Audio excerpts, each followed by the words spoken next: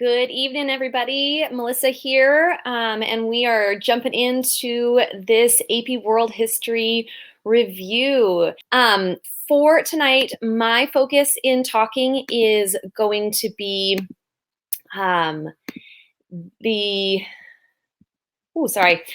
going to be focusing on the major themes in AP World History for units 5 and 6. So I'm calling this the Spice Theme Review. If you go to the call to action button at the bottom of your screen where it says click here for tonight's slides, you can download the whole slide deck for tonight if you want to follow along with that. I'm going to run through these as fast as I can in order to leave us some time for questions as well. It's going to take me definitely more than an hour, but I'm going to try and keep it snappy and fast.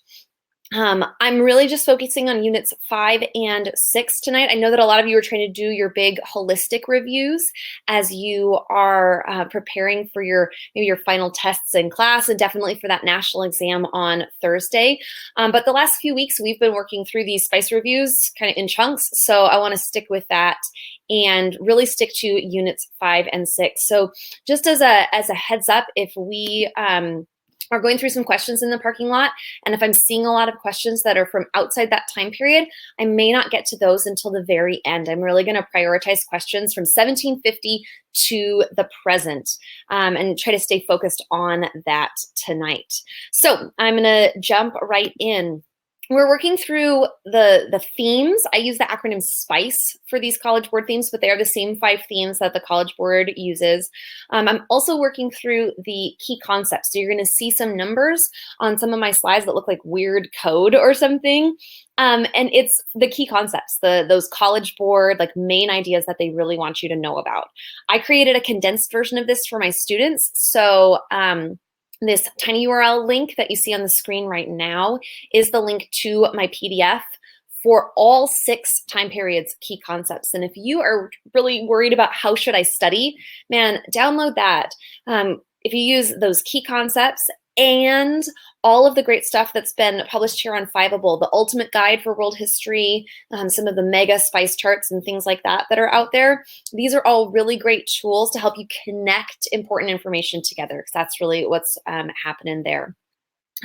This key concepts PDF is shared publicly. If you are struggling to access it, it may be because you're using a school computer or a school account and your district may not allow you to access documents that are shared from outside your network. So I'll try and send things to people directly if I'm able to, but I can't talk and manipulate too many tabs at once and stay focused on what I'm trying to talk about. So if I don't get it to you right away, I will try and get that sent to you before the night is over. So I'm going to break it up, units 5 and unit 6. So unit 5 is 1750 to 1900. And I'm going to talk really quickly through that time period and then talk 1900 to the present. And I think it's a good idea to do this because these are time periods that the College Board often uses in their questions, as well as just having an idea of kind of big chunks of history can help you keep track of trends and patterns and when things change and maybe why things change. So as we dive into this unit 5, 1750 to 1900, that's where we're looking at this very first section. So before we dive into specific themes and trends in those themes, there's 3 big ideas that link all of these themes together in this 1750 to 1900 chunk of time. One is industrialization, which is that fundamental shift in production from human to machine labor. The second is imperialism, which is the expansion of empires. And in this 1750 to 1900 time period, the Europeans are going bananas empire-wise. And then this is also the period of revolutions. Kind of the big named revolutions in AP World History happen in this particular time period. And it's resistance against existing governments, empires, as well as revolutions against the prevailing social order. So these are the 3 big ideas. And you're going to hear me talk about industrialization, imperialism, and revolutions in relation to a bunch of the ideas that I'm going to talk about tonight. So my process tonight is I'm going to go one theme at a time. I'm going to take social and hit a bunch of ideas about that social theme.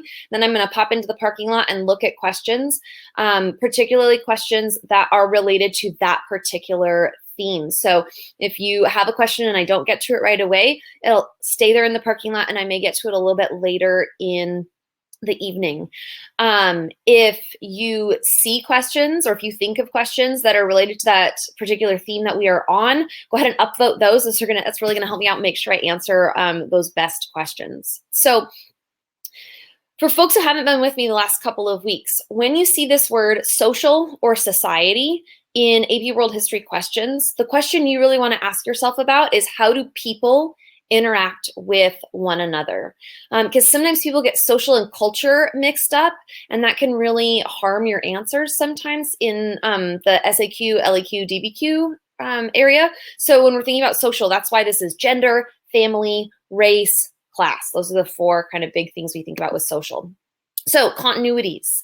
There's some important continuities that you want to keep in mind from previous time periods into this new time period.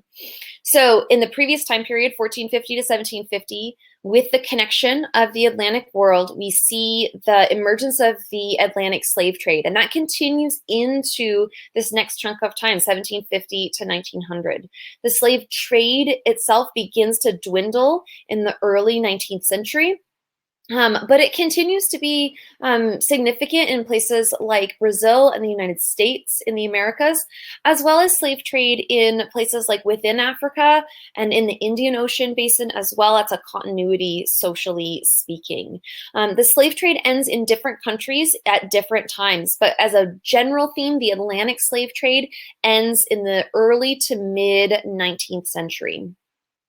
We also see a continuity of patriarchy, right? Since Unit 1, we've been seeing that as labor and societies have specialized, men's work and men themselves have been more highly valued in civilizations over women's work and women. And we see that continuity plowing right into this 19th century time period. If you also think about, right, the European conquest of the Americas and the emerging race-based hierarchies there, the racial prejudice and racial discrimination of Europeans only increases. It largely continues, but it only seems to get worse in the 19th century. Europeans start to use some of the ideas of science and progress to justify their racism, to justify their prejudice, to justify discrimination and oppression of people who don't look like them. Some major changes, though, that happen in this particular time period include new social classes as we industrialize, right? So the Industrial Revolution is that shift from human labor to machine labor. And we see with that the emergence of new social classes. And so like that would be the middle class in the cities, the industrial working class, who are different from the peasant or agricultural laboring classes in many civilizations. And so this kind of, the class structure we're really familiar with in the 20th and 21st centuries really comes out in this 19th century Industrial Revolution. Family and gender dynamics shift for a couple of important reasons. Number one, in industrializing societies, we start to see people moving into cities away from farms, and we start to see the need for both parents to work outside the home. When people were farming, women definitely worked, and they worked for jobs that produce income for the family, but often those jobs could be done at home.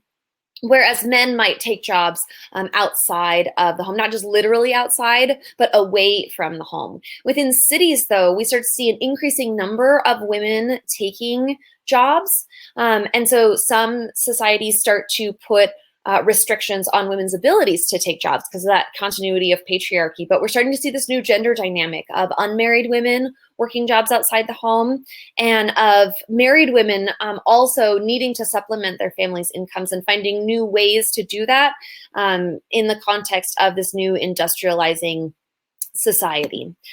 We also see not only a continuity of the slave trade, but also a change. So kind of both are happening at different rates and at different times within this time period. But we see the abolition of slavery in the Western world. Starts in Europe with the abolition of slavery very early in the 19th century. And then gradually we start to see in the Americas, which is the other part of the West, that abolition of slavery by the middle of the 19th century, the United States being basically the last Western power to abolish slavery. This is the time period in which we see the emergence of Western feminism and the move for women's suffrage. I want to stop right here and tell you, suffrage, this is a word people get wrong all the time. Suffrage means voting. It has nothing to do with suffering. I know it sounds like suffering, but it's not, it's voting. So that's why it's paired up with feminism. It's feminism and the kind of general movements toward women's rights and women's equality, but specifically in the West, politically speaking, women desiring equal active rights to participate in politics, the same as their male counterparts. So those are kind of the big social themes in this 1750 to 1950 time period. So we're seeing some shifts, some growth of social classes, some shifts in family and gender dynamics. The other piece of that I'll get to a little bit later has to do with migration and gender dynamics that change in societies that are non-industrialized. We have the abolition of slavery, feminism, and women's suffrage. So before I jump into my next theme, and I told you I was going fast tonight, so thanks for bearing with me. I'm going to jump in and see if there's any questions that we can answer right now in the parking lots. Let me pop these up. Excuse me. The first question is more of a kind of process studying question. It says, do you need to know dates, or it'll be fine with just knowing the events and what happened during the events? Knowing the events and what happened is most important. Knowing dates is always helpful, right? The more you can at least have the general time frame of information, the better off you're going to be. And the more you can know the order of events, the better off you're going to be. So I'm seeing a lot of really good answers to this question in the text comments as well, but I just wanted to throw a little answer in there as well. Okay. Let me scroll down just a little bit and see what we've got in terms of social structure. Okay, I saw a really great one. Didn't elite women in cities stay at home like the cult of domesticity? That is a fantastic point to bring up and a question to ask. During the Industrial Revolution, we see the emergence of, in places like Britain and the United States, this cult of domesticity, this belief that a woman's ideal place is as a wife and mother ruling and running the home. Practically speaking, this only applies to elite women. Most of the most extreme forms of patriarchy really only apply to elite women. If you can remember one thing about women in world history, it's this: if women didn't work, everyone would starve to death. So it's totally inappropriate to say women started working at any given point in world history. Women have always worked, but elite women have been encouraged through a variety of social and cultural pressures to stay at home. And that is, that's true in this 1750 to 1950 time period, or 1900 time period as well. I'm seeing some questions about things like capitalism and the revolutions and the Enlightenment. I am going to get to those in some later sections here. So I'm going theme by theme, okay? So let me jump in. I'll get some revolutions here because I'm going to jump into politics. Politics is about power, leadership, control, and conflict. That's what we want to think about when we're thinking about politics. So some things to think about in terms of politics is that as industrialization is happening, that has an impact on politics, including there are some political factors that lead to industrialization. For example, the College Board specifically points out things like legal protection of private property, right? Industrialization and capitalism, which we'll get to in a later slide, has to do with private property and investment of private funds in order to gain private profits. And states or countries that had protections for private property tended to encourage greater amounts of industrialization versus states that had a lot more state control of the property. So the government controls a lot more land and resources than individuals do. Those are places that are less likely or less quick to industrialize than places where individuals control that sort of a thing. We also have examples of state-sponsored industrialization. So one great example that you should be thinking of with state-sponsored industrialization, and I'll bet it's going to pop into the chat any second now, everybody's going to know it, it's Meiji Japan. The Japanese, after their borders are forced open by American merchants and American Navy ships, decide to rapidly industrialize, and the government not only promotes industrialization, but actually sends out government-paid for, government-sponsored missions almost to other countries to find out about industrialization. Russia also has state-sponsored industrialization. The state sponsors some industrialization in the 19th century, and then definitely in a big way in the USSR, we see state-sponsored industrialization. But in the 19th century, the Japanese are one of the most successful examples of state-sponsored industrialization, which is a little bit of a contrast to the sort of wild and crazy free market industrialization happening in Western Europe. With industrialization, we see that there's kind of a backlash and a counter movement with industrialization. So as things are shifting, we see people seeing the results of industrialization and not being entirely happy with it. And so many times they then push their governments to make changes, to make reforms. So governments wind up making economic reforms, changing tax structures, or creating business-friendly models that will allow people to be successful at industrialization. We also see government creating laws that represent social reforms. Economic reforms, again, like tax structures, we think about in Great Britain. The Enclosure Acts are an example of an economic reform. Social reforms would include things like child labor laws or minimum wage laws that are intended to maybe protect workers' rights and create a more favorable social structure. So industrialization has an impact on what governments are doing. That's one of the big topics that the College Board wants you to remember. The Enclosure Act, sorry, I'm seeing that pop up in the chat, is a law in Britain that allowed private landowners to buy up land that had previously been controlled by the state, and turn that land into state-owned farmland rather than government-owned farmland. With government-owned farmland, peasants in Britain could just settle on the land and farm it. With privately owned farmland, now these large landowners could force people off of the land or force peasants living on the land to essentially become their employees instead of people just living freely and farming the land where they happen to be. All right, additionally, with politics, we've also got this imperialism theme being a really big deal.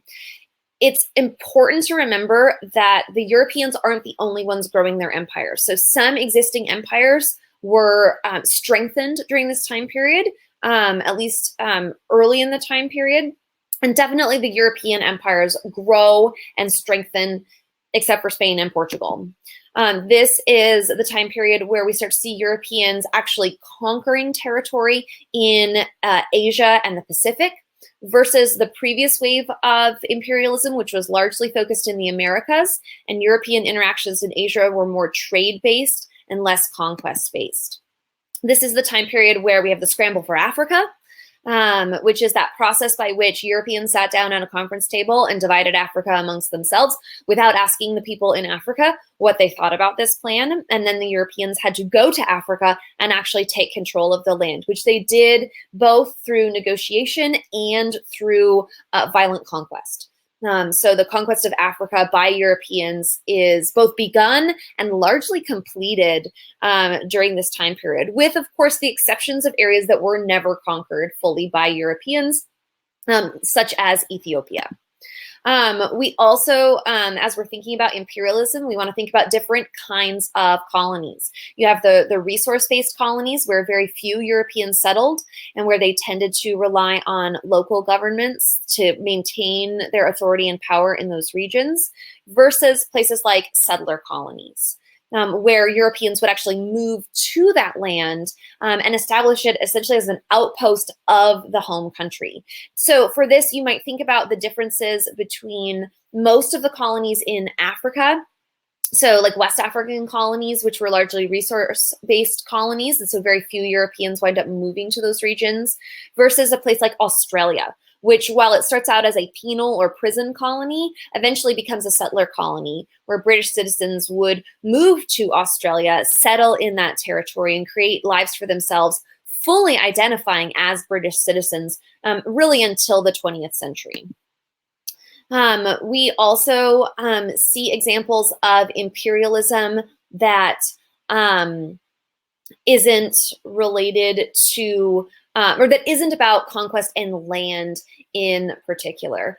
So you see these terms pop up in College Board language about neocolonialism and economic imperialism. And this is the idea that countries exert influence through money rather than instead of through just political power, but they are able to then influence what governments do in those different areas. So as Latin America becomes independent nations, it is still, as a region, heavily influenced by outside powers, including the United States, which exerts heavy influence on particularly Central American countries.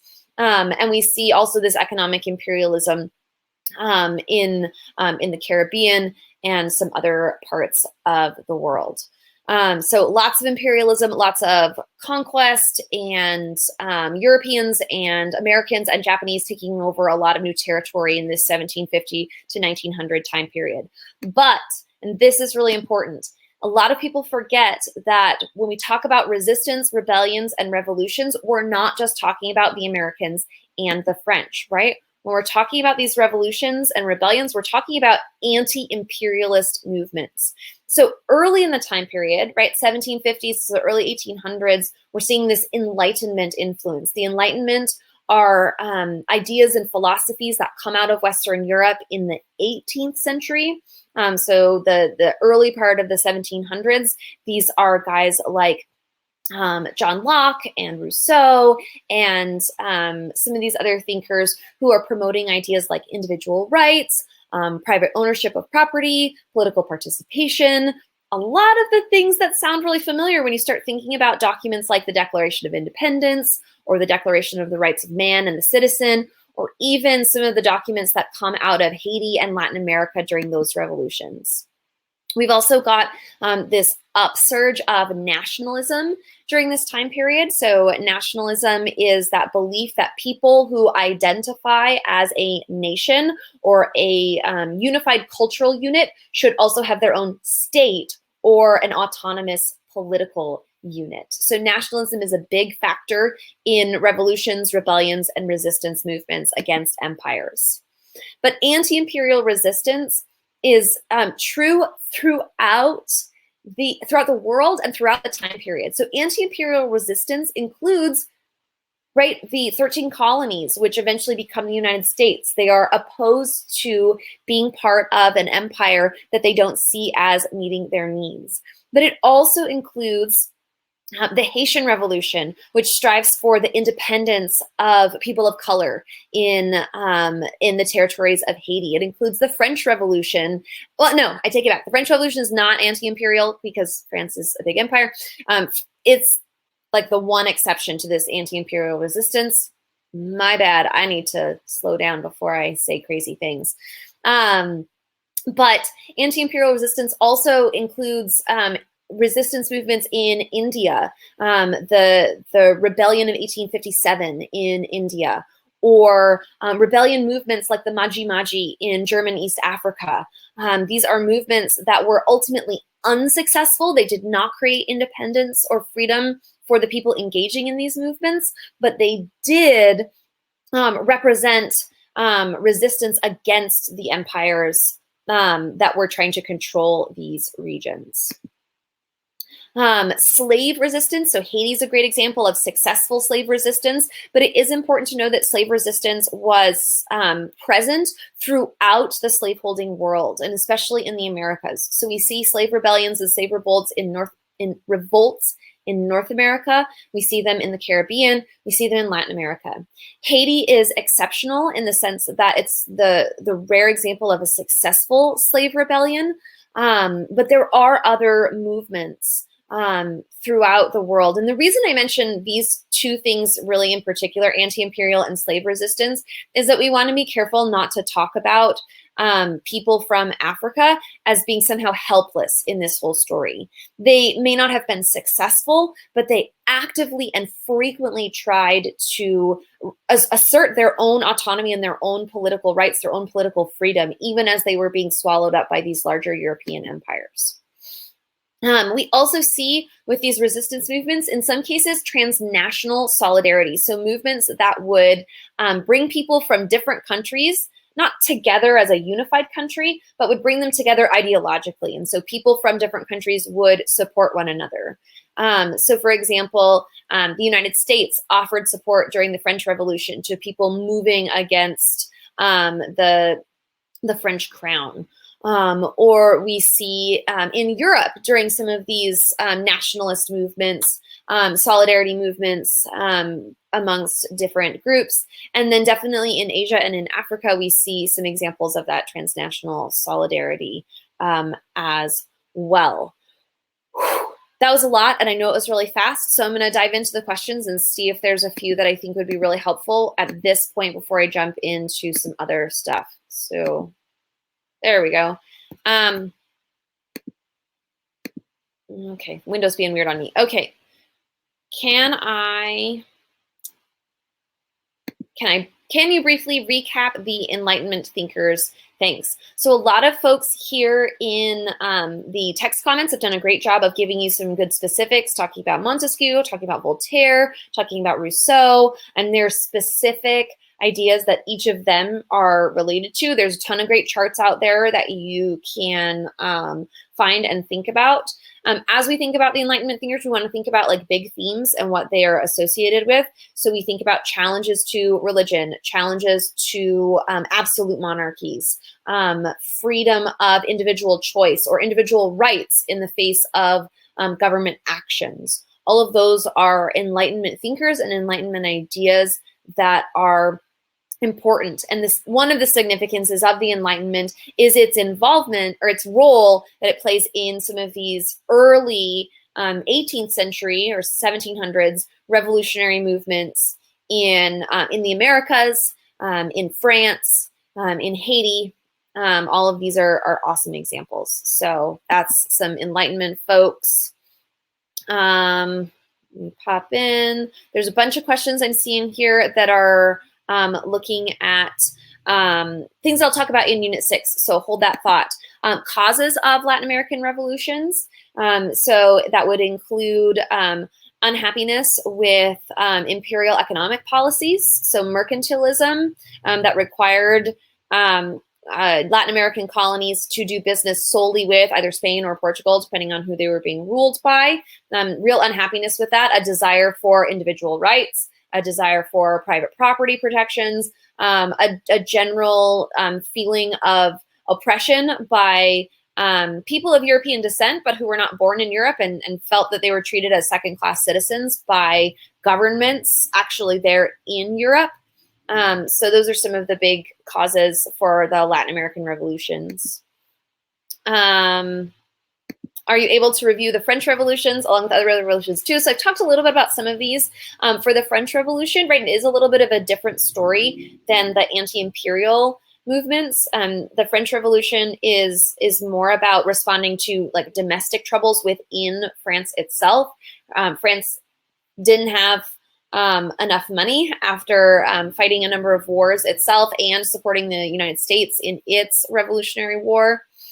And they had some really crappy weather that made food prices shoot up. And so people are frustrated with their government. They're frustrated with their lack of ability to participate in government. They're frustrated with the economic policies that they see as oppressive. So really like similar ideas, the big difference being that the French aren't necessarily interested in independence because they're already pretty happy being French. They just don't want the king to be in charge of them anymore. Let me see if there's maybe one more great one. I'm seeing a whole lot of like process questions about stuff. And so I will come back to those a little bit later, but keep asking questions. I'm hanging on to them there in the parking lot. All right, our next theme, interactions between humans and the environment. Humans have an impact on what happens in the environment. The environment has an impact on what happens to humans.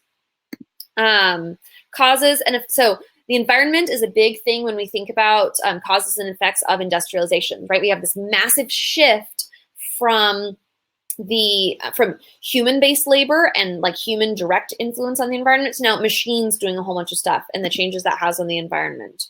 So when we think about causes of the industrialization, we want to think about places in the world that would be most likely to industrialize first or fast. Britain is a fantastic example. Britain has a lot of factors going for it for industrialization. It has a lot of navigable rivers, which allow things to be transported quickly. The rivers are also then good as an early power source for early factories and machines. Britain also, it turns out, has an easily accessible supply of coal, which as the transition from water-powered machinery to steam-powered machinery happens, provides them with a cheap source of fuel. Britain has a lot of coastline, which allows them to trade and both get materials that they need, but also sell materials, making industrialization profitable. Right, so a lot of geographic luck goes into causes of the Industrial Revolution. We also want to think about demographic causes of the Industrial Revolution, and this is an important one to think about, which is that the population of Europe in particular spikes before the Industrial Revolution really gets going. There is also a spike that happens as a result of the Industrial Revolution, but there's just suddenly there's a ton more people, and that has to do with a few things. One is that the plague stops wiping out everybody every 25 years or so. Sanitation improves so that the plague isn't as big a deal. The earliest technologies with the Industrial Revolution are associated with agriculture, so we have more effective and more profitable agriculture, and some general health advances as part of the scientific revolution is kind of a third big one. And all of these things contribute to a population spike. And when you have this population spike, you now need like something for all of these people to do. And so that incentivizes the development of new machines, which incentivizes people to go to work in these factories, encourages city growth, which draws in more people. And it's kind of this self-perpetuating cycle. So environmental and demographic causes of the Industrial Revolution. The Industrial Revolution, of course, has a massive impact on technology, right? Machines and new sources of fuel for those pieces of technology, but they become more efficient, more effective, faster. They can do stuff a lot cheaper. So those are some important technological things to think about. And I just talked about urbanization and that process of drawing people into the cities. That's a feature of this as well. Because remember, this theme about humans and the environment is like, where do humans live? Why do they live there? So that's why we're talking about demographics and urbanization in that same category as like coal and rivers, stuff like that. Another piece that's a really big deal in this theme, interactions between humans and the environment, is that we now have some significant changes in migration patterns of humans. First of all, there's a lot more people moving around the world. As transportation gets to be more efficient and faster, so we have steam engines both on trains as well as steam engines on ships. So we can go more places, we can go places faster. People start moving over greater and greater distances in order to seek work. So that's a big change in migration patterns. Urbanization is also a migration pattern during this time period. So people are being drawn into cities either by opportunities for work or really being pushed out of rural areas into cities. As farming becomes so much more efficient, there isn't as great of a need for hand agricultural labor. And this really applies only in industrializing areas. So this is Europe and North America primarily, Japan as well. These patterns of migration are a little bit different for the non-industrialized world. So as these patterns of migration are changing, they also have an impact on demographics, right? We start to see a couple of things happen. Sometimes as people are moving into large cities for work, we see whole families moving. But when people are moving over greater and greater distances, we start to see patterns emerge where men tend to move first, and sometimes exclusively. Men will leave families back home and move into cities looking for work with the hope of returning to those families. But sometimes whole families do wind up coming. often in what's known as a process called chain migration.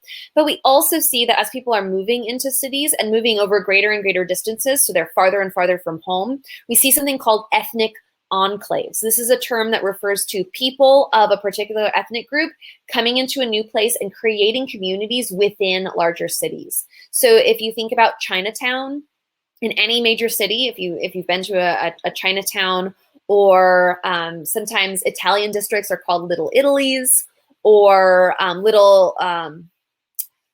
there's a whole bunch of names for them, and they often have what kind of sound like really stereotypical names, and that's unfortunate because those are the really easy to remember names, but they're not always super respectful of the cultures that are represented. But the idea is that if you're coming far, far away from home, so if we think about migrants coming, for example, from Europe or from Asia to the United States, they might create communities that are like home within the cities to which they are migrating. I see a great question there in the chat about indentured servitude migrations, which is an awesome point to bring up because not all of the migrations are voluntary. The kind of industrial related migrations are largely voluntary, but as we think about imperialism and its impact in these changes on migration patterns, we definitely do see indentured servitude and slaves being, or not slaves, workers being required to move to locations within a particular empire in order to pay off debts that they might have to bosses or to companies from that kind of imperial country. All right, so let me pop in and look and see what questions we have about the interactions between humans and the environment. Got a lot of social and cultural questions. All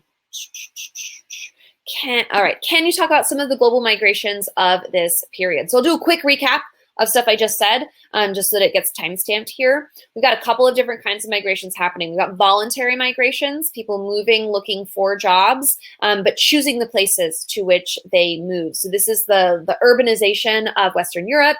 This is migrations to and within the United States in some cases. But also we have forced migrations. So we have indentured servants, people being forced into servitude in particular locations in order to pay off debts. We also have forced migrations that are just simply forced relocations. So if we think about indigenous Native American populations in the United States being forced out of traditional homelands and onto reservations, that would be a global migration during this time period. We see Aboriginal communities being forcibly relocated in Australia as well. Those global migrations, those are a couple of different patterns that are important. Oftentimes men are the primary migrants. And then a process called chain migration, a man who settles in a new region and decides to stay there long term might seek to bring his family to join him in that new location. But in some cases, men would migrate temporarily with the hope of returning home or the need to return home. If we think about labor in Southeast Asian colonies, so European colonies in Southeast Asia, they would accept migrants from China, but on a limited time basis. And the expectation is that these Chinese migrants would have to go home and would not be allowed to resettle and relocate into these new colonial regions, in part to keep the labor force disrupted enough that nobody would seek to challenge European superiority in some of those regions. So that's a great question. Seeing still a ton of stuff about time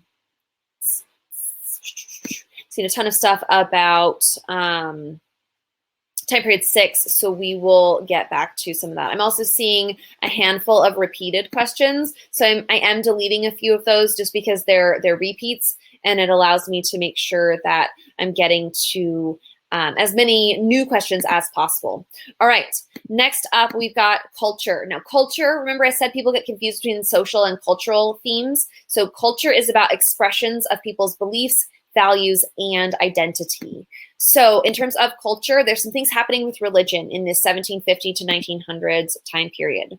The Enlightenment in Europe and North America really challenges people's beliefs about religion as people start really valuing individuality and creating an identity that is about their own like unique personhood and less about their membership in a particular community. It also leads people to question the authority, not only of the government, but also of the church. And so we start to see challenges to established religion. And it doesn't mean that everybody suddenly becomes an atheist, but it does mean that we start to see people rejecting traditional forms of religion, and even some people actually becoming atheists and disavowing religion altogether.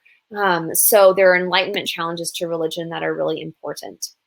Religion continues to have an influence on imperialism as one of the factors that promotes imperialism by Europeans. I had a college professor who talked about motivations for imperialism in Africa as the 3 Gs: God, glory, and gold, right? The move to civilize / westernize / Christianize countries by sending missionaries along with the imperial governments, as well as the desire for Europeans to just be more awesome, glory, and gold to get rich.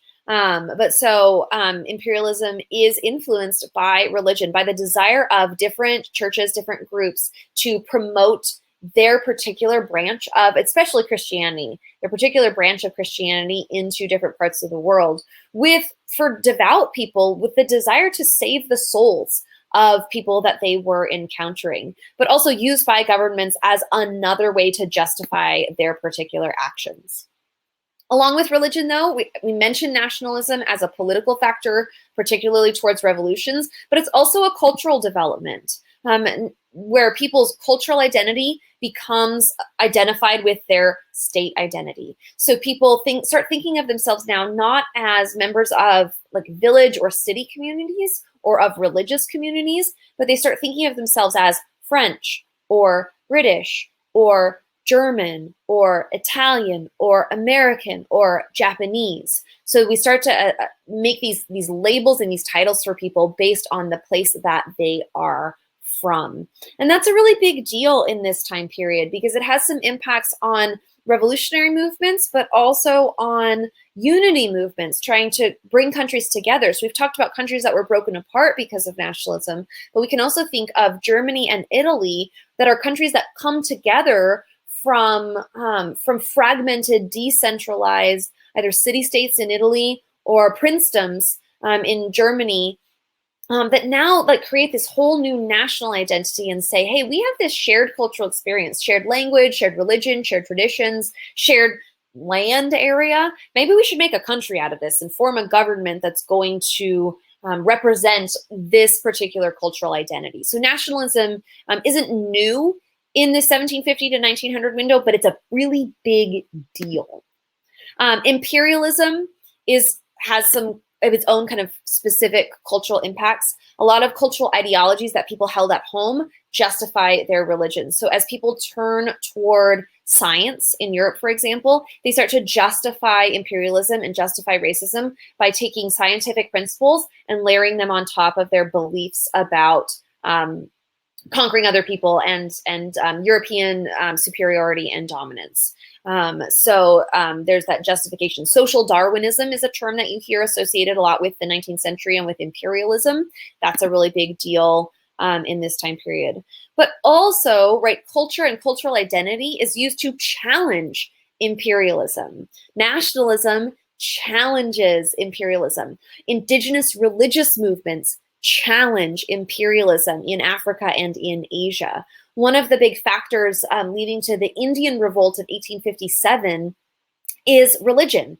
And the fact that the British had no respect for Hinduism or Islam in India actually allowed Hindu and Muslim Indian nationalists to unite together and to attempt to resist British imperialism in India. So culture and people's beliefs and identities and values play a role into rebellions and revolutions and oppression and imperialism. So it's both sides, because each group of people is coming at it from their own particular cultural perspective.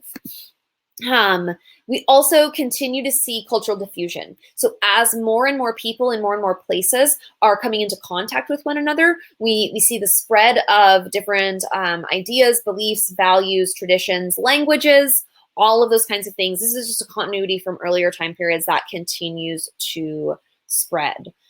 I'm going to pop into questions because I know I saw some relating to culture. So let's take a look and see what some of that stuff is. I'm seeing a ton of questions about socialism and communism. So we're going to take a look at that. This phrase it has a question mark, but I think it's a statement. All the ideas of the Enlightenment that spread and had a heavy influence on the world. So we've talked about this a couple of times already.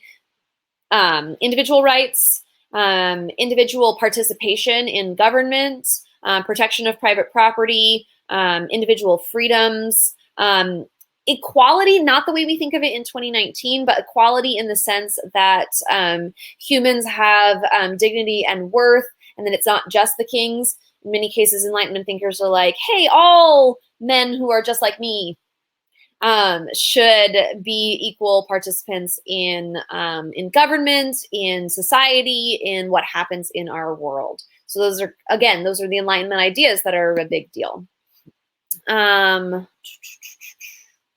seeing a lot about like practice tests and some stuff like that.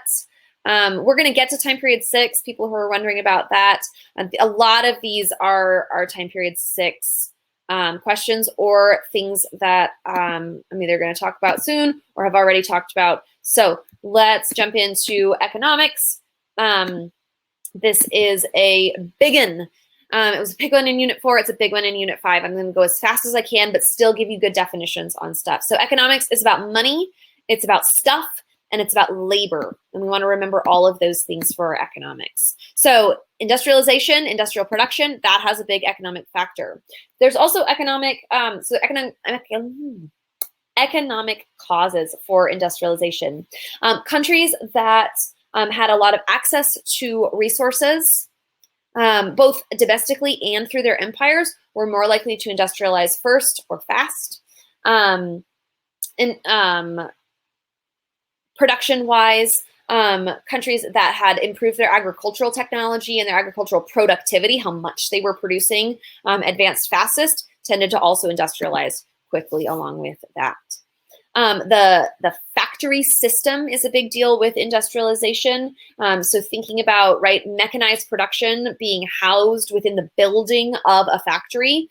This is a system that develops in the 18th and 19th centuries and then spreads to other parts of the world. So it's not particularly unique to all these different regions. Everybody's learning from these ideas of this factory system and adapting them, adopting them, and improving them in their own places. It emerges in Western Europe, spreads really from Britain into continental Europe, spreads into North America, and then spreads from Europe and North America into other parts of the world. When you're thinking about industrialization, it's good to think about 2 different waves of industrialization. The first wave of industrialization is early factories,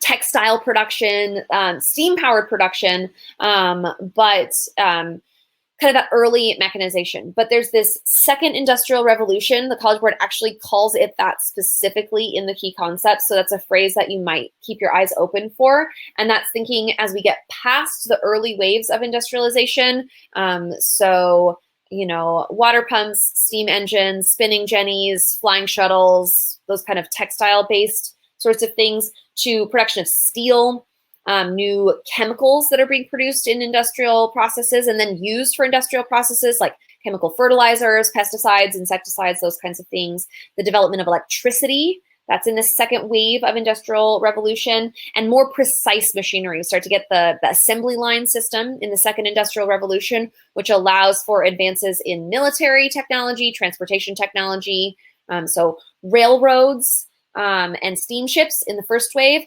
automobiles in the second wave.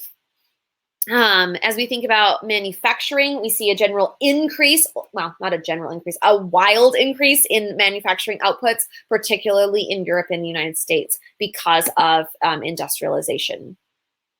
So as we're thinking now, everybody's making a ton of stuff. Now they want to trade it and make a bunch of money from it. So capitalism and trade. This is where I'm gonna define capitalism, and I'm gonna talk about it. And I think that's one of the questions here. So let me find the question so I can timestamp it here in the video.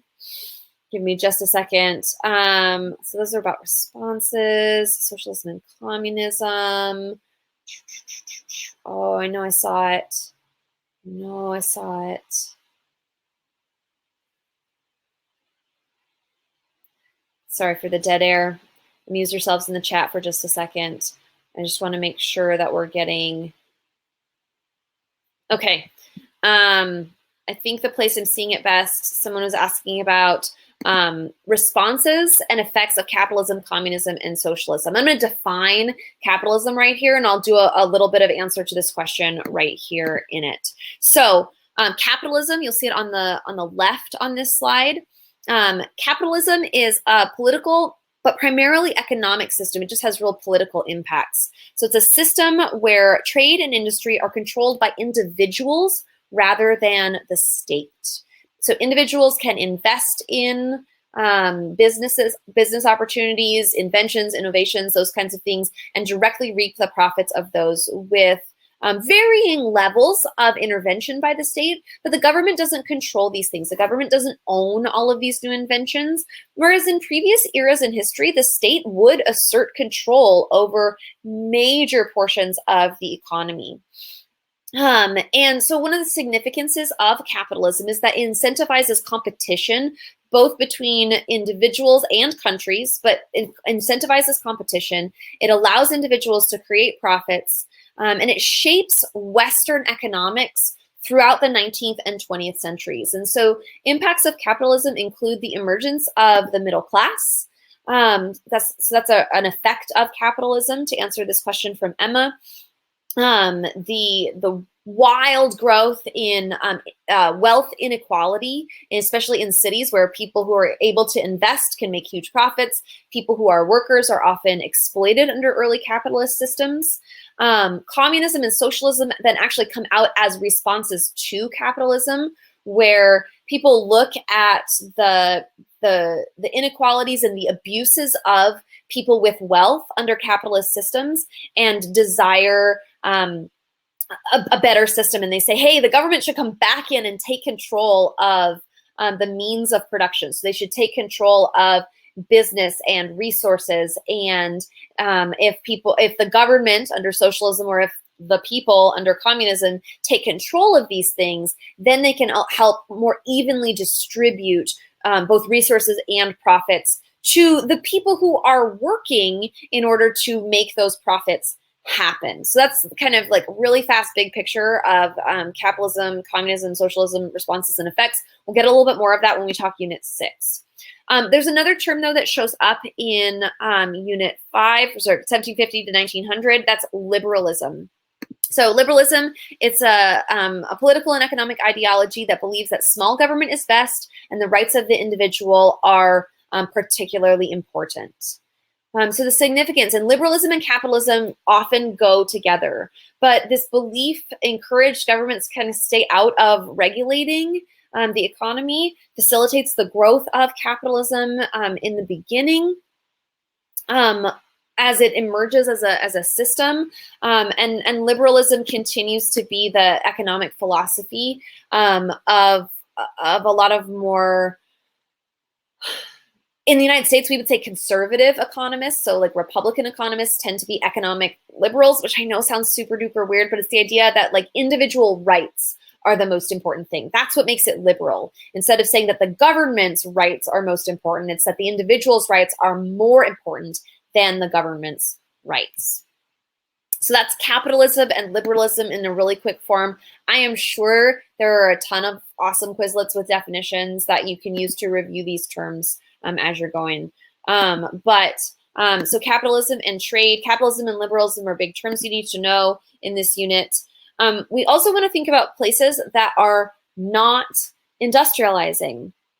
And these are our export economies, economies that are based not on the production of goods necessarily, but on the export of resources, especially raw materials. Then we start to see some countries specializing as single export economies, and so they tend to focus on one particular resource or product that is needed in the industrial world. Imperialism plays a role in this, where empires would have certain colonies that specialize in certain types of resources or goods that are needed in the industrial world, and then those industrial countries would manufacture finished goods and sell them back to those export economies. And so the export economy is really beneficial to the head country in an empire, but it is going to produce economic structures that make it difficult for new countries in Unit 6 as they decolonize to compete economically because they haven't particularly diversified under this export economy system. There's globally trade growth, right? There's a lot more trade happening. Resources and finished goods are moving all around the world, but the advantage in this system goes to Europe, North America, and a little bit Japan, but mostly to Europe because they have access to the resources in the colonies, and then they have the markets, the people in the colonies that are going to buy all of their finished goods. So I'm going to take a drink here. Hang on just a sec so I can get my voice back. So as we talk about economics, we're talking about money, so trade, production, manufacturing, stuff, and labor. So we talked in the interaction section about migration patterns. We do have voluntary relocation of workers. We also have a continuation of coerced labor. This includes indentured servitude, servitude to pay off a debt. This also includes slavery in this time period, as well as other forms of coerced labor, either state coercion or like private company coercion, forcing people to work for them. If you think about the quota systems in Central Africa and the Belgian Congo, so private companies are requiring labor from the indigenous population with the full support of first King Leopold and then later the Belgian government. If you look up Belgian Congo or King Leopold and the Congo, don't do a Google image search on that because it's pretty horrific, unless you need those images to help you remember. But this coerced labor, I always think about Central Africa and just really the horrible ways that Europeans are imposing labor requirements on indigenous people without providing really any infrastructure, any supports, any goods in exchange. It's basically slavery. They were just calling it something else. The rubber the not fields because it's jungles, but rubber plantations. Absolutely. Yeah. Also, when we think about labor, we want to think about the responses of laborers. So in industrializing areas, this is where we see labor organization. We start to see the emergence of labor unions and labor organization groups who seek to use their strength in numbers to get better treatment for their workers. So they promote political reforms like child labor laws, minimum wage laws, health and safety regulations, but they also then negotiate directly with companies. And so we see like worker strikes start to emerge as workers unify together. And if they all agree not to work, they can force the company sometimes to make better working conditions or better pay for them. We also see labor organization or worker organization in some cases as a backlash to industrialization, where skilled artisans who resented being replaced by machines would attempt to boycott or picket or even sabotage industrial areas. If your teacher or your textbook talked about the Luddites, that's what that group refers to. These are people who rejected technology because they were skilled laborers who were being replaced by unskilled laborers who could be paid less and who could be taught to use these machines. I'm seeing a great question here in the chat. Can I please explain the difference between coerced labor, slavery, indentured servants, serfdom, etc.? Here's the short version. Coerced labor is the big umbrella term. So anybody who's forced to do work that they didn't necessarily choose is a coerced laborer. Underneath that, you have different forms of coerced labor, which includes serfdom, where they're technically free peasants, but they are so poor and they're kept poor by the lords above them that they functionally can't go anywhere else. And so they have to continue working on the lands of the Lord in order to feed their families. Indentured servants owe a debt to an individual or to a company, and they have to labor for a certain length of time in order to pay off that debt. Slaves are considered legal property of an individual or a corporation. And so all of these are forms of coerced labor. Okay, I'm going to pop into the questions and see if we've got any important economic questions from Unit 5 that are a really big deal. There's a ton of questions about Unit 6. There's also a lot of questions about how to answer questions, and I will tackle those if I can at the end of this, but I'm really trying to do content stuff today. I know that there are some other sessions, there have been some other sessions about tackling those other questions, so keep an eye on Fiveable for seeing, or to see when those other things are gonna show up. Okay. One last question that I'm seeing that's specifically Unit 5, so I'll answer right here. Was the Berlin Conference part of the Scramble for Africa? Yes. David gave a great response there in the text. It kicked it off. All right. I'm going to jump into Unit 6. So a lot of this stuff from Unit 5 carries forward into Unit 6. So all these things we've been talking about don't just stop at 1900. They're going to change and they're going to transform as we go through from 1900 to the present, right? Because we look at our world today, it doesn't look identical to what I've been describing in that 1750 to 1900 time period. But it's good to think that all the stuff we've just been talking about carries forward into the beginning of the 20th century. So with that in mind, social stuff, interactions between people with one another. Let me go back a slide. So thinking about women, big themes for women in the 20th century is an increase in women's political participation. We talked about the emergence of feminist movements in the West in the 18th and 19th centuries and the push for women's suffrage. That continues into the 20th century. And we start to see women's suffrage being successful. Women gain the right to vote throughout the world, first in many of the Western European countries, Northern European countries, gradually in the United States. And then as new countries start to form, women are granted equal political participation to men. So the vote is a big part of it, but we also see an increase in women's political participation in government itself, because as soon as women are able to vote, women then start trying to run for office to varying degrees of success, depending on where in the world we are talking about. So we see, for example, the United States has had women governors, women senators, women representatives, but not yet a woman president. Whereas in parts of Africa, we've had countries with multiple female presidents. We've had female prime ministers in India. We see women at high levels of political participation in China. But we also, though, continue to see places where women's political participation is restricted to varying degrees. For example, in Saudi Arabia, women can only vote with permission from their male relatives. So it's not 100% like women are suddenly doing everything everywhere all the time, but there's an increase in women's political participation. We also, for women, need to take into account some technological changes. So the development of birth control that women can control for themselves has a huge impact on sexual practices and sexual expectations for women in the West. Not everywhere in the world, but also, but in the West in particular, we do see that kind of that sexual revolution. It's going to be a big part of your U.S. history classes if you haven't taken those yet. Next year, you'll be talking about that because it's a big deal in the U.S., but it's also a big deal throughout the world as women's access to medical care changes. Then the way that women behave socially, their interactions with each other, with men, those things change as well.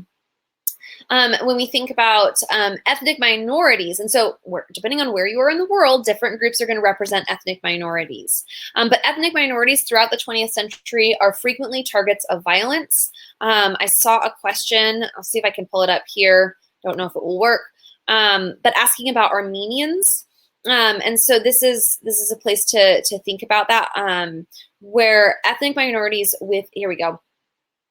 The question is, Armenians, give them to me. I forgot everything about them. And Armenians are a good example, but they're not the only example of an ethnic minority targeted by the state for persecution and specifically violence. So during World War I and after World War I, Armenians are targeted. So they're an ethnic minority group within the Ottoman Empire, targeted as a fairly major genocide in that region in the early 20th century. But if we're talking about ethnic minorities in general, right, we could think about the Holocaust, we could think about the genocide in Rwanda, is ethnic violence and ethnic minorities being targeted and persecuted. We can also think about other regions as well that aren't necessarily to the same scale as the Holocaust or the Armenian genocide, but where ethnic minorities continue to be targets of violence and seen as scapegoats or people to blame when things go badly in those countries. Ethnic minorities, though, also, they're not just targets, they're also humans, and so they challenged governments, and in some cases challenged governments for independence, for freedom. So for example, the Greeks within the Ottoman Empire challenged the Ottoman state for their independence and actually fight against the Ottomans towards independence in the early 20th century. And we see that again throughout the 20th century, that ethnic minorities are not content to sit and be targets within their own countries, but often either respond or enact movements of their own, sometimes peaceful, sometimes very violent movements, in order to challenge what they perceive as oppressive governments. And usually they were being oppressed, so it's a right perception.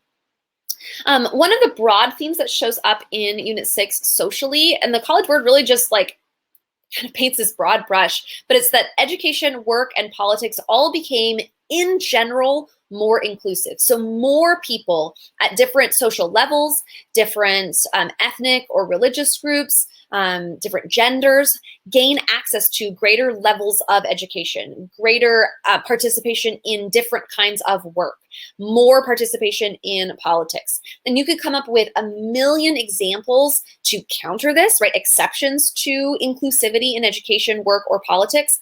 But overall in the 20th century, the trend is toward inclusivity, even if it doesn't meet full equality. So those are the big social trends. And I haven't given you a lot of examples and dates and things like that, because some of those are going to come in other sections on this. So just bear with me. I know many of you are freaking out about dates and things like that, and I am sympathetic to you, but I want to give you big themes, because those are the things that are likely to stick. The dates are just going to fall out because there's just too many of them to memorize. So socially speaking, I don't remember any particular social questions. Oh, wait, there was one about feminism. Let me see if I can find your feminism question and make sure that I've given a good answer to what you actually asked about. So is feminism from this period, and I think you meant that 1750 to 1950, the first wave of feminism, and what's the difference between first wave and second wave feminism? This is an awesome question. So first wave feminism emerges in the 18th century, and into the 19th century, and is really pushing toward equal political participation, and it's largely focused in the West. Second wave feminism emerges in the 1960s and 70s. As women have gained equal political participation, they now start to seek other forms of equality, and this varies from place to place. So in the West, we see an emphasis on not only legal equality and political equality, but also economic equality. Sorry, I just got to charge my computer, so I'm moving around a little bit. But in the global South, we see second wave feminism trying to, in some cases, create better communities for women and for men, or for creating greater protections for mothers, for example. So second wave feminism varies a lot, but in the West, second wave feminism is not only economic, it's also about like gender expectations, sexual freedom, those kinds of things. So yes, there is a difference. You're unlikely to be asked very specifically about first and second wave feminism, but knowing kind of the trends in feminist movements are really good things to pay attention to as you get into the 19th, 20th, 21st centuries. Somebody asked me in the chat about third wave feminism. That's a term that gets used in the 21st century by some groups because, of course, feminism, even in the United States, is a really varied thing. I am not going to have time to go into it in a whole lot of detail, but the short answer is yes, there's a third wave feminism, and it's really looking at like how do we define womanhood? How do we define what feminism is? Can you be a feminist and love high heels and makeup? Can you be a feminist and want to be a stay-at-home mom? Can you be a feminist and right? It's third wave feminism is really that answer to like what is feminism in 2019.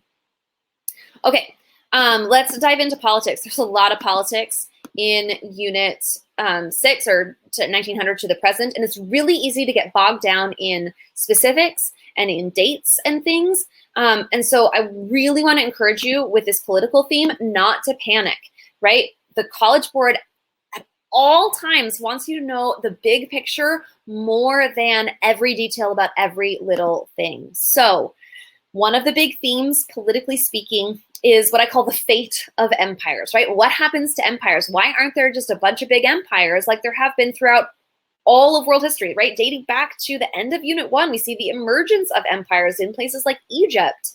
And empires are the theme of world history, politically speaking, until the 20th century. So older land empires.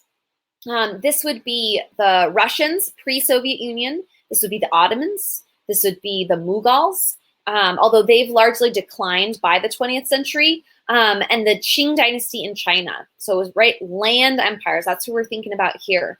The land-based empires fell in the first half of the 20th century as a result of what the College Board calls internal and external factors. So internal factors are going to be things happening inside the country itself. These are going to be rebellions or revolutions. Russia, China, looking at you. These are going to be weakness in the government, poor leadership. These are going to be factors like poverty or famine, right? Those are internal factors that lead to the dissolution of empires. I'm not going to go into specifics about the fall of every empire here because I don't have time. But external pressures are going to be pressures from outside countries. So invasions.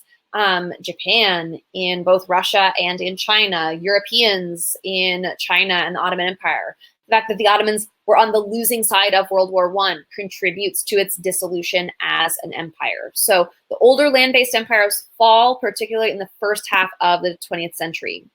European empires gain power leading up to and right after World War I, and then lose their power mainly after World War II. So the European empires actually gain greater control, greater power, in some cases as a result of World War I. Some European empires gained territory as a result of World War I.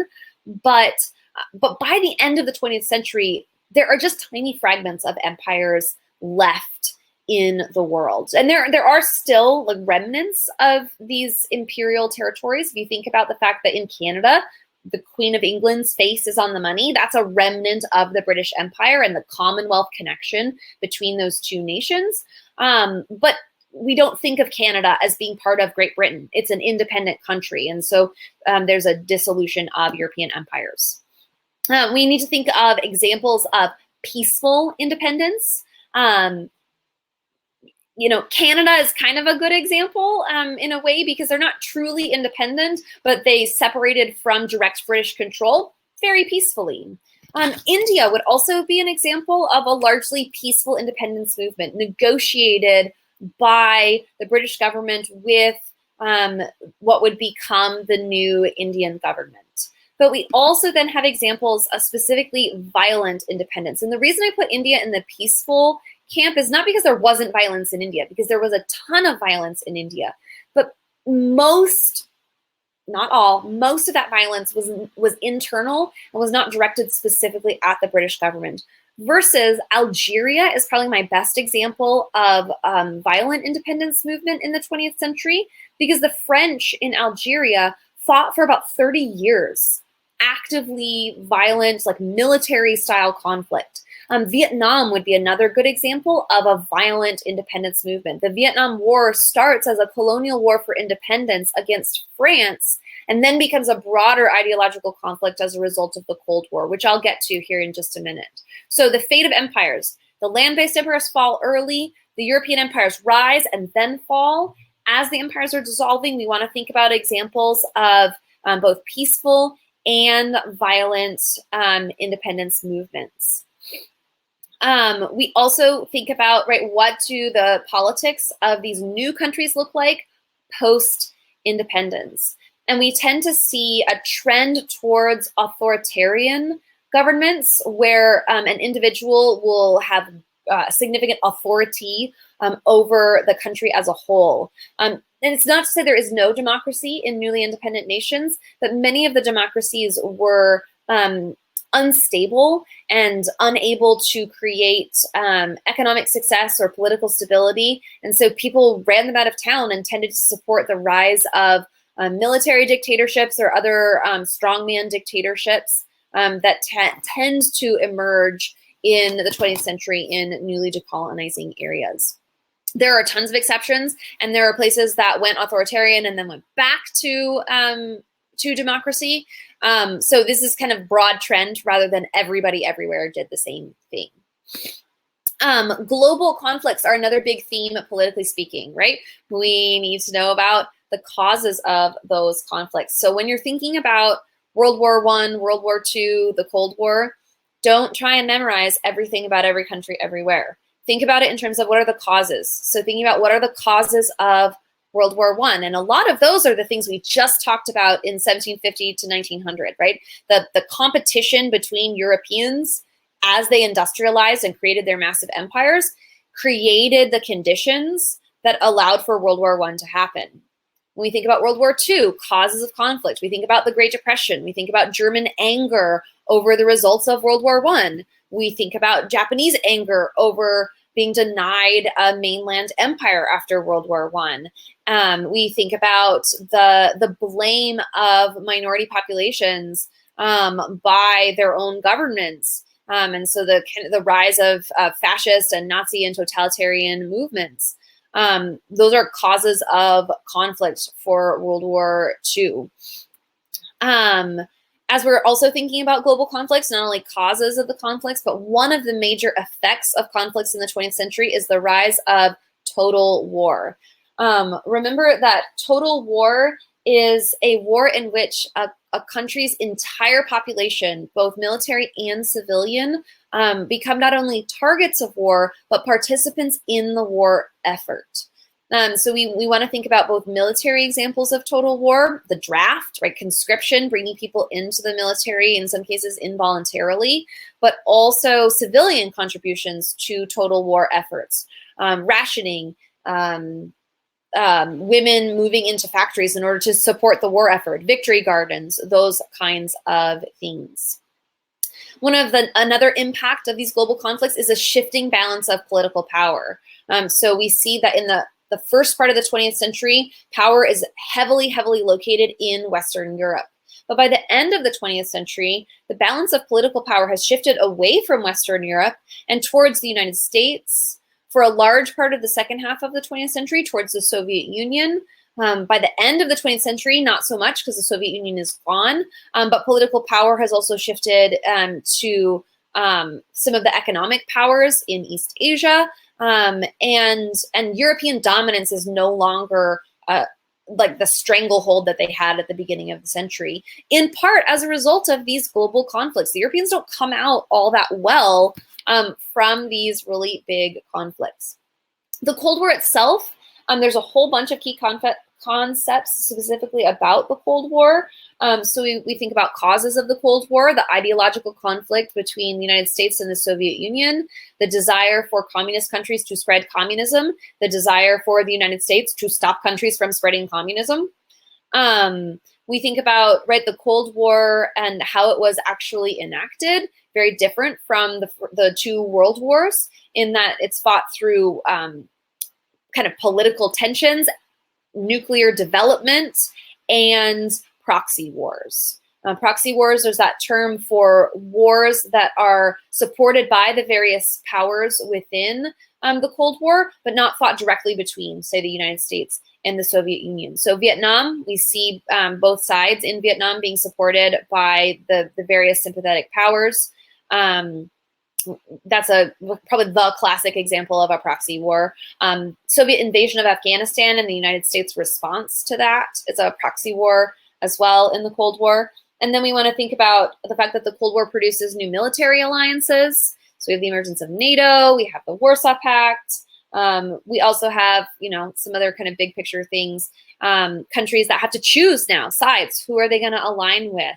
Or are they going to attempt, as India does, to be non-aligned with either side during the Cold War? Non-alignment was very, very difficult and in some cases very costly because countries then couldn't access the economic supports that were being offered to allies of the various superpowers. Part of these global conflicts, we already talked about targeting of ethnic minorities, but we want to remember that ethnic violence, genocide, and terrorism, the targeting of civilians for political gain, is a part of these global conflicts, especially as we get into the latter part of the 20th century. And then as we think about global conflicts, one of the responses to global conflicts are attempts at striving for world peace. So we want to think about at the end of World War I, the creation of the League of Nations and the attempts to not have other wars, right? They called it at the time the war to end all wars. It didn't work, but that was the goal. And so after World War II, then the creation of the United Nations and other transnational organizations that would allow countries to have someone arbitrate or mediate in between their conflicts without having to go to war themselves. So yeah, oddly, one of the impacts of the global conflicts is the fact that people were striving for world peace because they didn't want to see these conflicts continue onward. So I've got a question here. What are all the factors that prompted the end of the Cold War? I probably can't name all of them, but I can name a handful of them.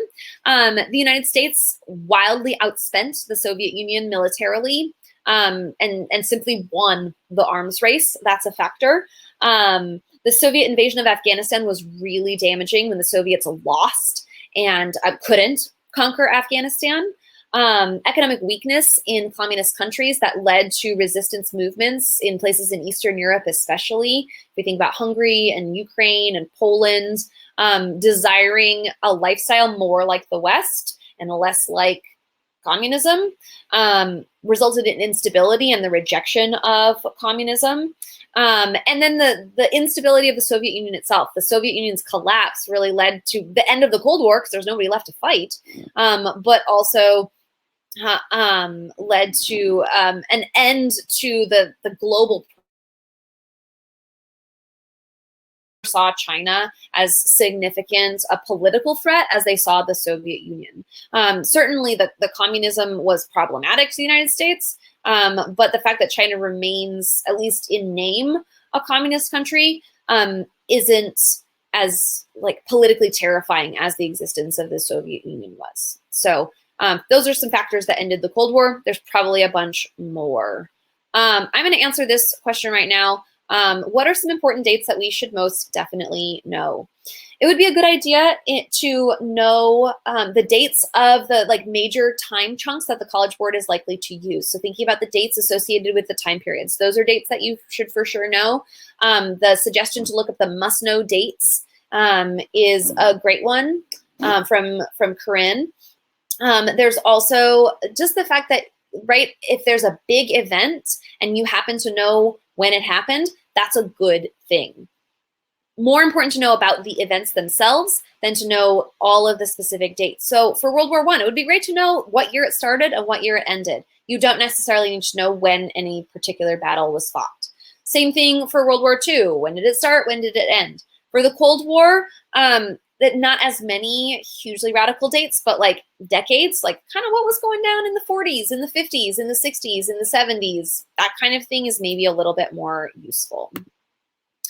So I'm seeing some economics questions. Can I bring up major events during the Cold War? Schuyler's really hit it with the space race, the arms race, Vietnam War, Korean War. Those are some great examples of major events. Again, I'm talking kind of more thematically, so that's a great answer right there.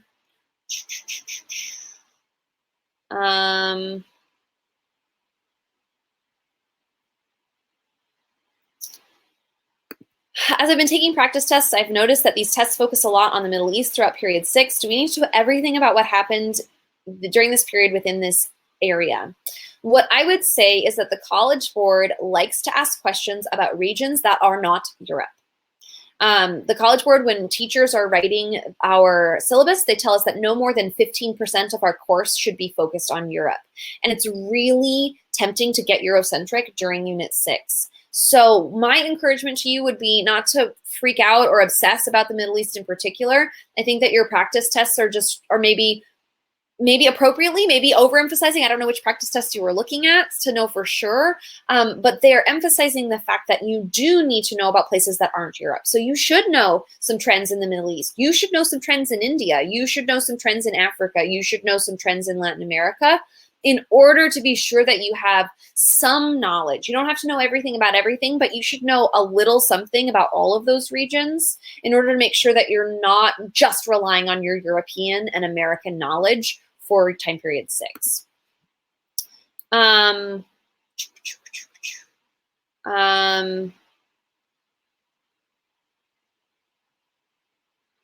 Okay, I'm seeing a lot of questions about like economic stuff that we'll come back to. Here's a great question that's political, so I'll answer this one here and then I'll jump to my next theme. Can I explain fascism? Schuyler, you're doing awesome. I don't know what school you're from, but clearly wherever you're doing studying, whatever your teacher is telling you is great. Fascism is an extreme form of right-wing authoritarian government. Fascism in particular is Italian, although Spain as well has a fascist government in the middle part of the 20th century. It's a little different from Nazism, but they share a lot of similar characteristics. So right-wing, meaning very conservative, very rooted in the tradition of the particular place. Authoritarian, meaning that the government and often an individual in the government has an enormous amount of authority or power over every aspect of people's lives. So people's rights, the laws, but also the economy, sometimes even down to like how many people can meet together in a group.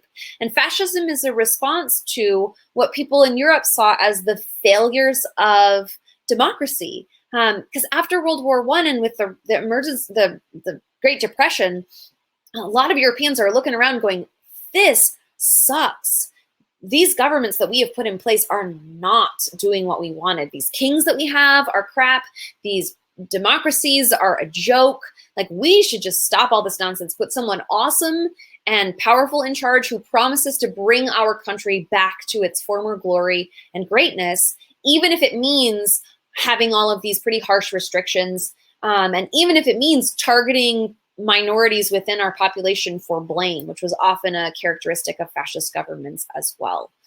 So that's fascism, and it is a political feature of time periods, this last time period in the 20th century.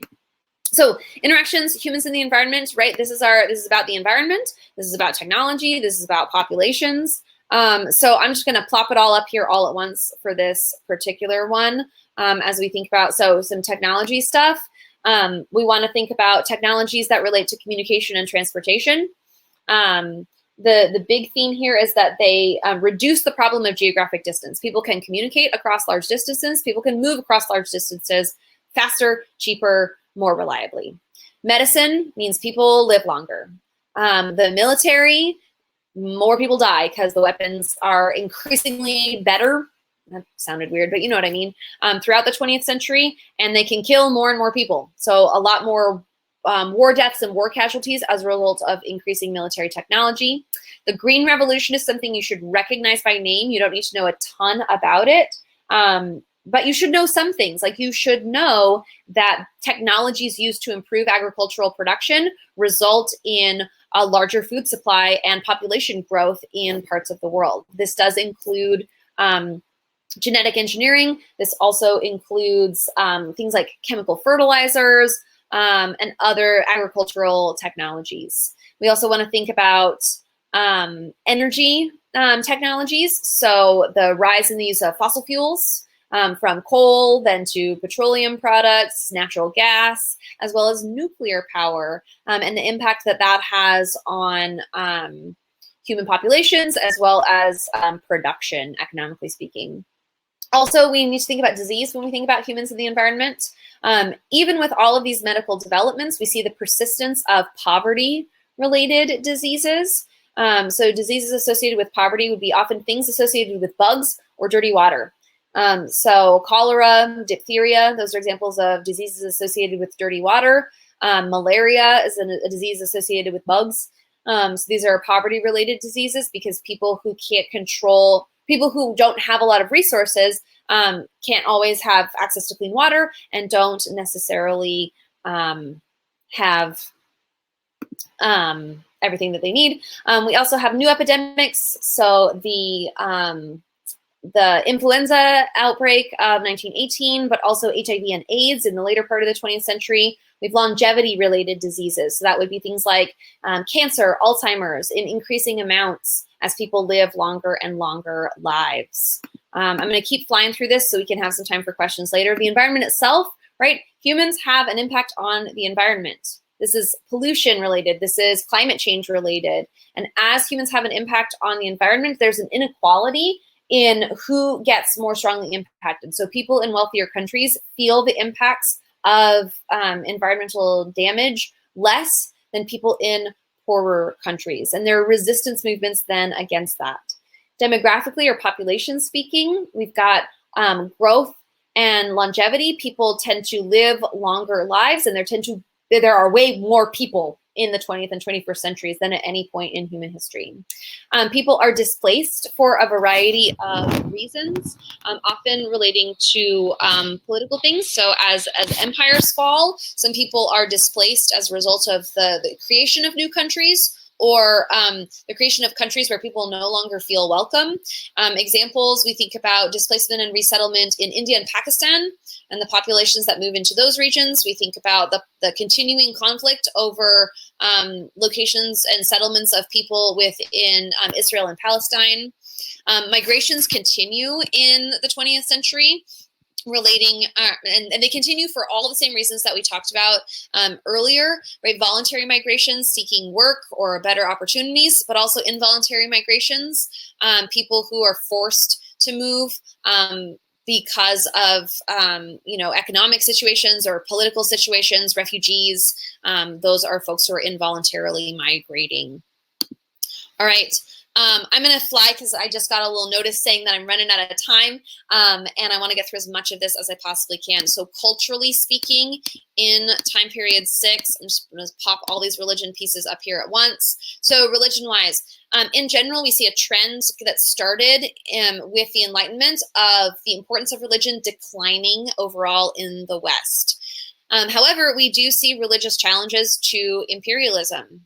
We start to see religious movements rejecting the idea of large-scale empires, or rejecting the idea of being ruled over by people who don't follow the dominant religion of the region.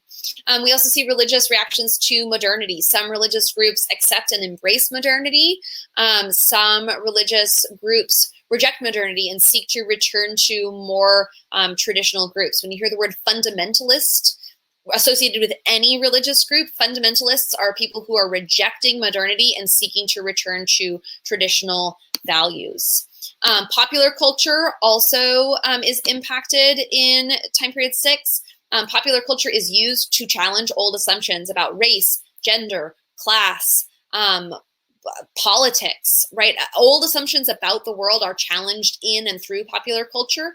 Popular culture is used to create political and social change, right? Even when we think about the rise of social media and its role in politics, all of that is part of this global process that we are describing. And one of the big themes to think about when we think about religion and popular culture is globalization. Globalization is the increasing interconnectivity of people around the world. And so as people are more and more connected to one another, that influences religious beliefs and attitudes. That also influences popular culture, right? Because there's this intermingling of cultures and cultural values. So my students were educating me this week about K-pop bands. So that's now my new favorite example of globalization and popular culture. The fact that my American students know the names of more than one K-pop band, right, shows us that increasing interconnectivity and its impact on popular culture. I'm pausing on questions for right now, and I'm just going to fly through economics and then hit as many questions as I possibly can. So the Great Depression is a huge economic theme in this time period. It is a cause of global conflict, World War II. It is also, it has a number of important government interventions that come as a result of the Great Depression. So a phrase you might hear sometimes is democratic socialism. Democratic socialism involves individual participation in government, often through voting, but heavy government involvement in the economy. So democratic socialism is the political and economic response to the Great Depression we see heavily in Northern Europe. Britain, a little bit in France, but places like Scandinavia are pretty heavily democratic socialist.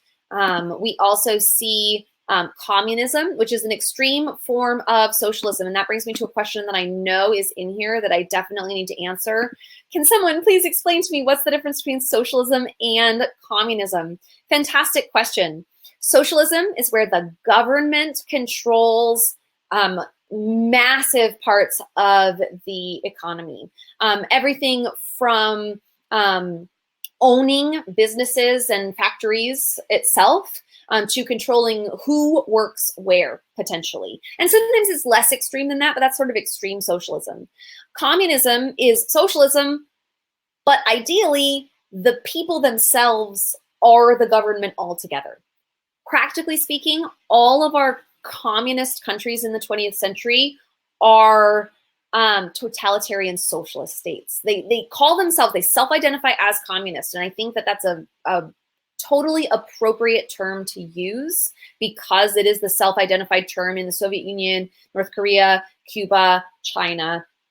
But from an economist perspective, they're maybe better described as totalitarian socialist states because they never get to the point where the people collectively make decisions together, which would be the difference between socialism and communism. Is who's making the decisions? Is it the government, selected by or appointed by, created by whatever mechanism, or is it everyone together? And communism ideally would be everyone together.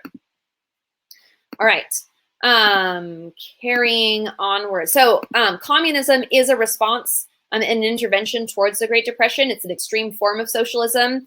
I put in quotes, collective government ownership or control of the economy, because the language of communism is used by communist states.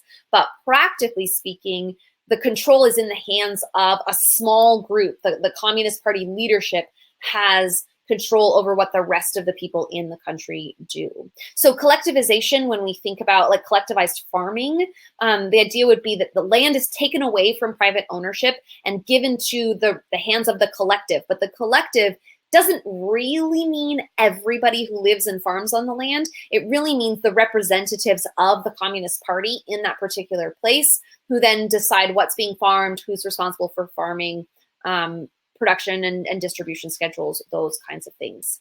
But there's also non-communist totalitarian or authoritarian states with very limited political participation by people and extreme government control. So fascism and Nazism, which we've already talked about a little bit on the political slide, those are responses to the Great Depression. So they have a place here on this economic slide. Along with the Great Depression, another big economic theme that you need is to think about is free trade. Free trade was a challenge to communist states, right? As communists looked out at the world and saw the benefits of free trade, the fact that people had cool stuff that in communist countries you couldn't get, that made people unhappy and led to challenges to communist states. It's increasingly popular in the late 20th century. Really, by the end of the 20th century, just about every country, including communist China, is engaging to some degree or another in free trade activities, which means that businesses can trade with whomever, wherever. The idea, like economically speaking, behind free trade is to eliminate barriers to trade. So like government restrictions, government protections, those kinds of things. They're not entirely gone, but they're much diminished by the end of the 20th century. Along with like free trade as an idea, there are also free trade related institutions and agreements. So the World Bank, the World Trade Organization, those are institutions that are designed to facilitate free trade. Agreements, things like the North American Free Trade Agreement, or NAFTA, that you might have seen in the news as something our current president really dislikes. But there was an agreement to create fewer barriers to trade within the North American continent. And there are agreements like that. The creation of the European Union, for example, is a free trade agreement that allows for people and goods to cross borders freely in Europe without restrictions that might have previously been in place. Along with free trade, we got to talk about production. Technology increases productivity just like it did from the Industrial Revolution. That's a continuity carrying forward and increasing into the 20th century. But production shifts away from the West to developing nations. So think about the fact that there aren't a lot of goods that you own that are produced in the United States anymore. They're mostly being produced in other parts of the world. They're being produced in China. They're being produced in Vietnam, Cambodia, Bangladesh, depending on what the product is. I just learned recently that Costa Rica is a major producer of like microchips for computers. So developing nations are producing a lot more stuff, and Western previously like industrialized nations are now more consumers of those goods rather than producers of those goods. There continues to be ties between old empires and their former colonies, sometimes preferential trade agreements, sometimes just the realities that a colony that specialized in a particular product needs to sell that product to their old imperial overlords and winds up still buying a lot of stuff from them because those relationships already exist. We talked a little bit about inequality that emerged as a result of human impacts on the environment. We also think that globalization leads to inequality. Not everyone benefits equally from greater connectivity between people. And so there's resistance movements against even some of those free trade organizations and agreements. There's heavy resistance. When I was in high school, there was a major riot in the city of Seattle against the World Trade Organization because people felt that this massive international organization was unfairly damaging their community's ability to prosper. So that's, globalization and inequality. That's my best example. And then labor-wise, labor is generally more free in the 20th century than at any point previous in world history. Every country in the world by the 21st century has legally outlawed slavery, but labor is still very unequal. There is still labor that is slavery. It's illegal, but it exists in every country in the world. And even in paid labor situations, right, there's a great amount of inequality in how much labor people do and what people are paid for their labor. And all of those factors continue to be really unequal. All right, I've got about 15 minutes left. I'm going to see, that's the end of my slides. So I'm going to bust out, hang on a sec. I'm going to bust out as many questions as I can fit in the next 15 minutes. So this is a question about analyzing documents. So the best way to analyze documents, not really the theme of what I'm talking about tonight, but the best way to analyze the document is to read it, understand what it says, think about how it relates to the question, and write as much or as little as you need to in order to accomplish that task. But there is no one magic formula. The main thing is to think about, how does this document help me answer this particular question? And that's true whether it's the DBQ or a stimulus-based SAQ. So that's just my quick answer to that. Thomas, I hope that helps you and the other 66 friends of you that upvoted this out a little bit. Best way to study so much info, study however works for you. People have been offering you a lot of good resources, both here and on the chat. Freemanpedia is awesome. There's lots of good Quizlets out there. Right now, the best thing for you to do with the limited amount of time you have left is to make as many connections between the information as you possibly can. So thinking about things in terms of spice themes is a great way to study so much info, because you can think about it in terms of patterns, changes, continuities, like what do I know about women throughout world history, those kinds of things. And then pin whatever specific examples you can come up with to those broad themes. So, okay, so I'm thinking about women in world history. What do I know about women in this particular time period? What do I know about women in this particular time period in China versus women in Europe? Asking yourself those kinds of questions are one of my favorite ways to study. This is a really similar question about cram studying, so I'm not going to make that a separate question. What is the Great Leap Forward and why did it fail? Melody's done a great job of answering this question, but I'll just read the answer out loud for folks who aren't reading in the questions.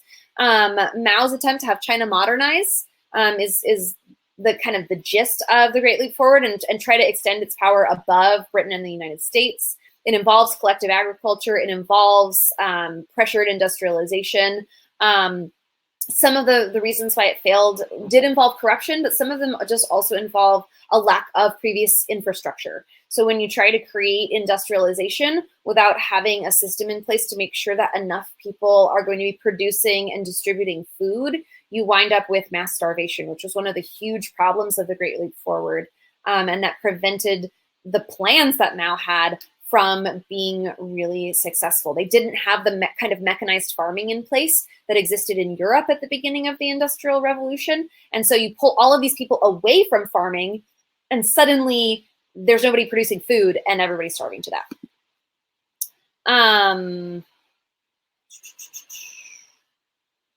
Communist China versus the USSR.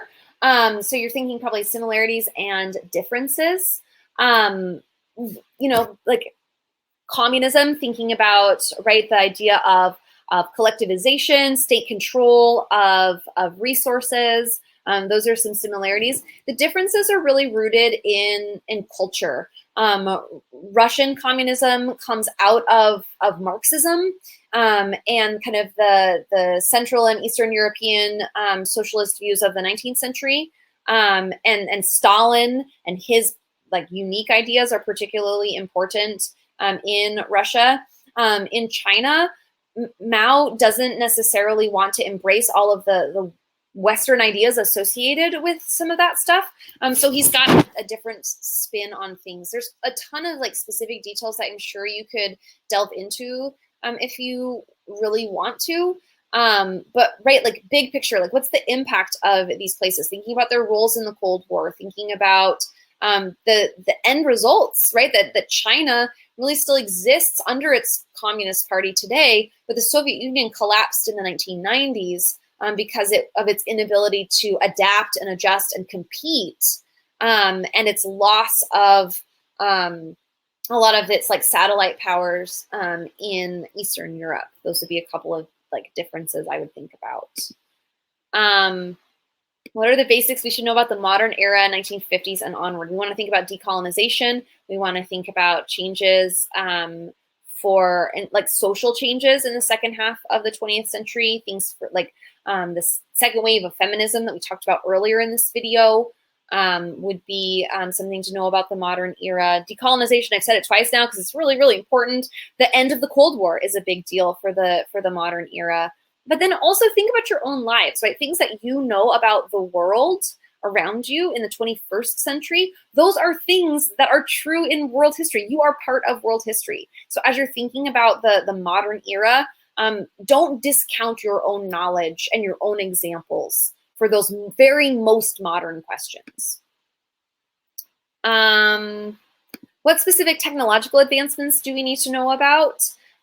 It depends on the era. If we're thinking about the 20th century, we want to know about technological advances in military, in production, and in transportation and communication, for sure. So I'm not going to tell you the names of them because the names of specific technologies aren't given to us as teachers as this magical list that you have to know. But you need to know some examples of those things. You should know some military advancements for the 20th century. You should know advancements in production and fuels. So, right, use of fossil fuels, nuclear energy, those kinds of things. Seeing a bunch of questions about essay stuff. Oh, here's a great question before we get to some essay stuff. Can we go over what's occurring in Latin America in these time periods? Yeah, that's an awesome one. And that's a total oversight on my part. I had some good Latin America stuff, and mostly I talked about revolutions. After independence in Latin America, we see, right, the development of independent countries. And so those are important to know about in time period 5. But we also see Latin America getting locked into the export economies that exist in Asia and in Africa because of economic pressures put on Latin America by both Europe and the United States. So even though they're technically independent, businesses and corporations within these powerful countries sought to control the governments of Latin America and influence them toward friendly trade policies. So we don't see a great deal of industrialization in Latin America. We see them mainly being resource export economies. So agricultural products, mineral products, those kinds of things. And in the 20th century, we see attempts by Latin American governments to assert greater authority and to break away from Western influences. Socialism and even leaning towards communism is very popular in parts of Latin America, which terrifies the United States, and in some cases leads to US interventions, either actively or clandestine or secretly. You'll learn more about this in US history, but attempts by the United States, some successful, some not successful, but CIA agents assassinating Latin American socialist leaders and installing military dictatorships simply to prevent the spread of communism into Latin America. As we get later, at the end of the Cold War and into the 20th and 21st centuries in Latin America, some things to think about: the continued persistence of Catholicism being really important, but Catholicism merging with ideas of liberation to create something called liberation theology that combines anti-imperial and decolonization movements with Catholic ideas, Christian ideas of social justice. And even again, a resurgence in the late 20th and early 21st century of socialist governments throughout Latin America, and governments that then take control of some of the most valuable resources. So oil producing countries in Latin America often have a government monopoly over that oil, and to purchase oil from places like Brazil or Venezuela, you have to purchase it from the government-owned companies. There aren't private companies drilling for oil in those regions. So that's a handful of stuff about Latin America in units 5 and 6. So those are some things. Hopefully they're helpful to you, Taryn, and some of your friends here in the chat. All right. Oh boy, there's a lot of like really super duper specific questions. So I think gonna do one more question, thinking about essays or SAQs, LEQ, DBQ, any of the written work that you have to do. The first thing that I would do as you're reading the prompt is to think about what the question is asking you to do. Like, what's the historical thinking skill? Are you supposed to be comparing, identifying similarities or differences? Are you supposed to be thinking about causation, cause and effect? Are you supposed to be thinking about change or continuity over time? Are you supposed to be thinking about the broader context that something is happening in? Those are all things that you should think about first. You should think about the topic. So what place in the world, what time period, what specific idea are you supposed to write about? And then you're asking me about keywords. And I think that these theme keywords can be really helpful. So like social, or cultural, right? Those are themes, but they're also keywords that show up in prompts. Political sometimes shows up, but also state building or power, imperial authority. Those are all words that would indicate political stuff. Trade, labor, those are all economic related terms. So identifying those themes, identifying those historical thinking skill words, those are all really valuable and important things to think about when you're kind of initially analyzing a prompt to write about. As you write your response, I would really think about keeping it as clear and focused on the prompt as possible. The thing I tell my students is if you do nothing else, just answer the question. Don't worry about number of sentences. Don't worry about like complex arguments. Just answer the question. In a longer written piece, answer it with a clear kind of overarching thesis statement. Your thesis statement can be multiple sentences long, but it needs to happen in your first paragraph that you are writing. You should think, how does that thesis statement connect to the broader context? That's one of the points that you can earn on the essays. You need to think about what specific examples or details, both for the SAQ, LAQ, and DBQ, right? What specific examples do you know that relate back to your thesis or to your answer to the prompt? Make sure you give those specifics as much as you know them. If you don't know the date or the name specifically, describe it to the best of your ability and connect it back, right? Give your analysis. If you have to, after every fact that you give, if you have to say the phrase, this shows that, it will be exhausting for your reader to read, but you will still earn points because it's clear. So when in doubt, just say this shows that, or this means that. And that's, it's not beautiful, but it's okay in a panic situation. And I also see the question that somebody's asking about, how do we gain the historical complexity point? What keywords or analysis can we do? And Caroline, there's no easy answer to that. I think that the best answer I can give as I'm wrapping up here, as you're thinking about writing, is to build a complex argument. And a complex argument can involve, right, both sides of something, if there's an argument and a counter argument, or if you can talk about similarities and differences. Those are great ways to think about it.